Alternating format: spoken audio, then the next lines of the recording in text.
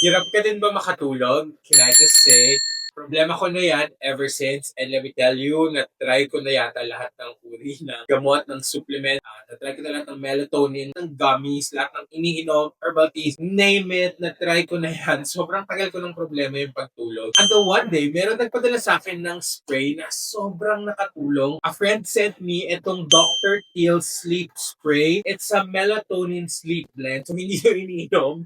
Sinispray lang to. This is actually like my third bottle na ata. Yung amoy niya, it's a mix of lavender, chamomile, other essential oils na nakakatulong sa pagtulog. And imagine dati umiinom pa ako ng melatonin na meron lang limit. So dapat hindi ka lumalagpas yata ng 9 days sa pag-inom ng melatonin. Pero grabe, nung na-discover ko tong Dr. Teal Sleep Spray, hindi to sponsored. Wait, nakatulog ako.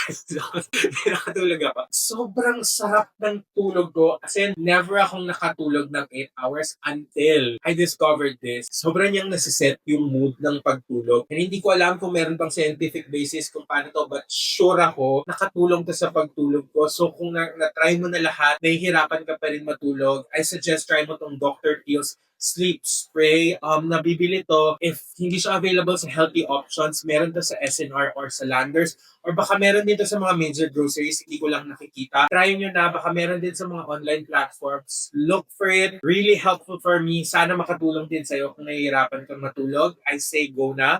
Try mo na.